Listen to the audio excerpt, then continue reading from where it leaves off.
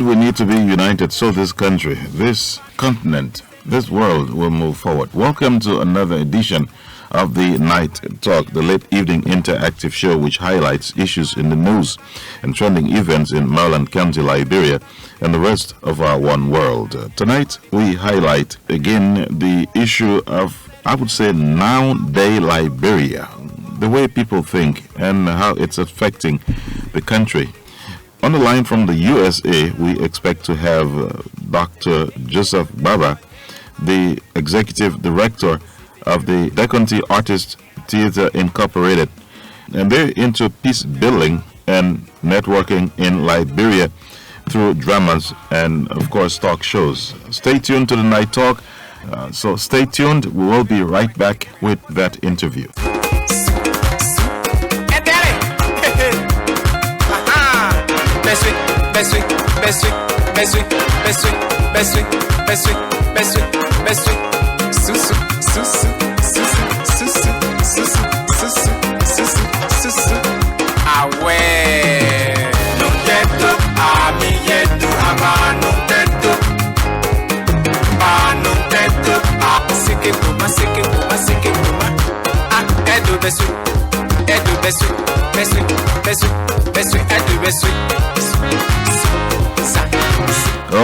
Okay, people, welcome to the Night Talk. And why don't you invite someone to listen?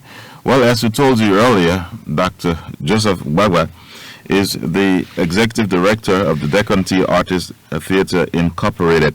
And he's been involved in trying to fix Liberia, I would say. And he's now live on the line from the USA.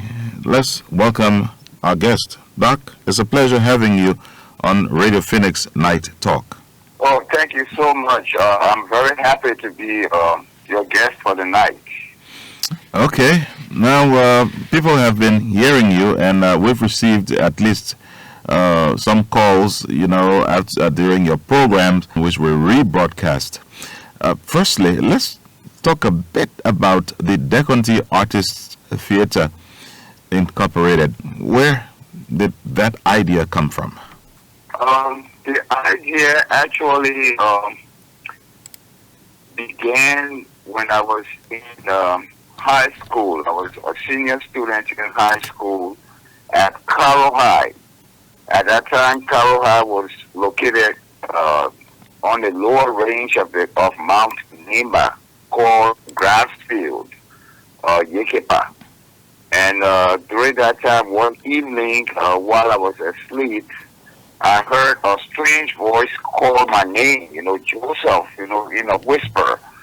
And it was a boarding school, and so I thought that it was one of my roommates that was, playing a prank on me. But then when I woke up, I saw that they were all sound asleep.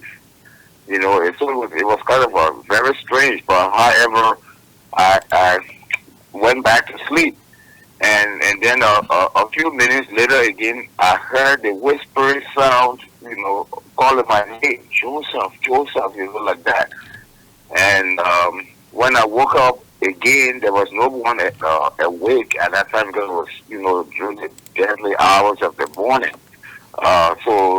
But then, those days, it's not like these days, those days back in the day, especially for Catholic schools, they taught us doctrine, Bible, biblical stories and all of that.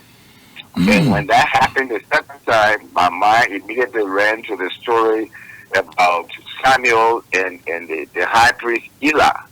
Samuel lived with Eli in the temple, and one night he heard his name called, and he thought it was Eli that called him. So he woke up and went to the high priest and said, "Did you call me?" And the high priest said, "No, Samuel, I didn't call you."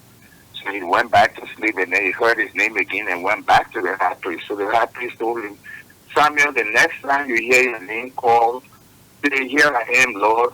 I come to do your will.'" So the third time when Samuel heard his name, it was calling. So Samuel, submitted himself, to the calling of the Lord. So the same thing happened to me. When I went back to sleep the third time, I had a vision. And when I had this vision, It was about. I woke up immediately and started writing what I saw in my vision. And what I saw in my vision became the first play that I wrote, 1974, 48 years ago, and it was entitled Kekuna. And the theme of the story was integration, national unity and integration. Because at that time, 48 years ago, there was a great divide, political, economic, social, cultural divide among indigenous Liberians and descendants, of settlers, that came from America, etc., in Liberia. And growing up, I was born in Monrovia, so I grew up, being very sensitive of the situation that was going on in the country. I didn't quite understand what was happening. I would ask my parents, and sometimes they would say, well, so and so, this and that, but it wasn't there. But this vision gave me that inspiration to write a play. And the play that I wrote was about Kekula, a parent boy, living with his parents in the village, but they were not educated, so they wanted Kekula to be educated. So they said, well, we want our son to be free. We want you to learn book. So they took him to live with an American Liberian family in Kingsburg. And while living with the family in Kingsburg, Kekula fell in love with the people's daughter. And she got pregnant and said, well, not a bit of it. You're going to just, have a bastard child or our child, so they're going to get married. So they got married and they had children. And these children became the core lineage of the Liberian society. In other words, these children that were born between Kekula, a Pella boy, and an American Liberian girl, related to both the indigenous people and the American Liberian people. So what I was trying to symbolize was that we are one people. And those days, like 48 years ago, it wasn't so frequent for indigenous people to marry American Liberians or Congo or to intermarry like that as it is today. So it's been 48 years when I received that message. But what is very interesting about this message is that after I graduated from school and came to the university to pursue my first degree, 9 years exactly after that time, I am an indigenous Liberian from the indigenous royal clan lineage. And I fell in love with an American Liberian woman. And we got married, 39 years ago. So, in other words, what God did was that He used me to write my own story. So the Kekula that I was writing about turned out to be me. And the girl that Kekula got married to turned out to be my wife. So you see, that's nice. In a mysterious way. Right. And so for me, that's why I'm very passionate about seeing to it that all Liberians realize that we are one people. And so that's how they started. And then when I went to the University of Liberia, after my freshman year, I was president of the freshman class, and I wrote a play called No More Hard Times. And we went on a tour. We even came to Harper. That was my first time visiting Harper. And I was well received by the people of Harper City. Very generous people, hospitable, every day, teacher Thompson, I met her. I met also, General Alexander Tubman. At that time, his son was alive, and he took me all around the place. So, that's how it started, and then the second year, I decided to organize Faculty Artist Theater at the University of Liberia 45 years ago. Wow. So that's how the whole thing started, yeah. Okay, so now... Marketing is a calling, it's a vocation. It's not just a career for me. It's something that God inspired me to do. Subsequently, you started Afrocentric literacy and peace education programs, and of course, as we said in the introduction, we now rebroadcast some of those programs which you produce in in the USA. Tell us a bit about those programs and the purpose of those programs. Okay, the other thing, also the other source of inspiration for me that also Liberians and the international community need to know is that I am a descendant of crown royalty. I didn't do this, when I was coming up. I was growing up because I was born in Monrovia, and I grew up speaking English. I couldn't speak crown. My mother was a traditional, she's for the royal family, and so my father is too. They are distant cousins, from the same line. So, but I didn't know all of this. But every time we sat down, we see all these big, crown, reputable crown women, coming to visit my mom, and they would just pay homage to her, and all that. So I used to ask them, why is it that when these people come, they always, you tell them to do this and they do it, they bow down to you and they do this and that. You just laugh, you say, well, I will tell you when you get bigger, like that. But eventually, she took me to Nigeria. She took me to Grand. She said, you must go. I must take you. I don't want you to get lost because this thing you're doing is just speaking a language that is not our language. You must learn how to speak a language. So she took me, to Nigeria, and I met my grandparents. And they were very old, like in the 90s or something like that, but they were still very awake, they were very aware.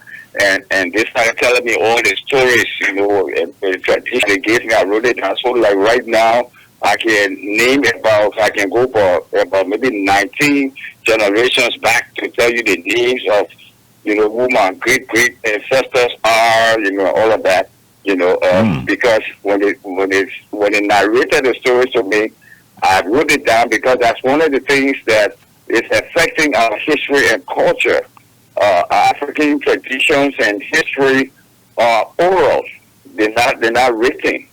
They weren't written before. There were some written accounts of our history and culture prior to the destruction of the great libraries of Alexandria in Egypt, and also in Timbuktu, the destruction that took place there by the invasion of Western, imperialists, colonialists, and all of that. But so most of what we have that is still in existence is oral, and it needs to be written. So when I came back, I came to the United States after the war, to seek political asylum. I had the opportunity to go back to school, and my thing was that I was there during the course of the war. I saw all the brutalities that took place and the destruction of our history and culture. And so I was affected by that. And then I saw that young people were used as combatants by the warlords and Liberian politicians. And I felt that because they lost out on, schooling, were out of school for many years and all of that, that it would be necessary to introduce an educational program, like a remedial type of educational program for those who have outgrown their grade levels and all of that, special education. So then I pursued second master's in elementary and special education with the aim of returning to Liberia to help establish programs for former war child soldiers and combatants. Because what happened during the war is that, for instance, those kids that were 9 years old, maybe when they were in school, they were in the third grade, 30 years later, and of course it's been almost 30 years or 30 years plus, 30 years later, they are 39 years old with second grade education. So there's a big gap, and then there's an increase in the literacy rate in Liberia because of the war. So the reaction actions that you are seeing and the responses and the behavior of the people, or apart from the trauma that they experience, is also because of the literacy rate that has increased. So they're not able to rationalize. They're not able to do those kinds of things. So when I went to do my doctorate, then I decided that I would do, specialize in curriculum development and textbook production. Because here in this instance, I was also looking at the situation of the black people in America, where in the school system they don't have enough materials, instructional materials for black kids. So most of the things that they teach the kids are things that are of negative impact on their mental development, like slavery. They wouldn't talk about the great things that our ancestors did in Egypt, the pyramids, the sphinxes, and the aqueducts, and all those kinds of things that our ancestors, African ancestors, and the Moors, the scientific technologies. They don't teach them those things. So because of that, I decided to do my doctorate in curriculum development and textbook production, so that we will develop a curriculum that will be culturally relevant to reflect our history and our culture, so that when people are educated, they will be attached to the country, they will love their country. What is happening in Liberia today, because why most of the people who come to power don't give a heck about the country, is because the education that they received was Eurocentric. They focused on the values of the Western world and did not teach the people about the values of our people, the global value, the cool value, the crown value, and all those things you will never find in the textbooks in Liberian schools.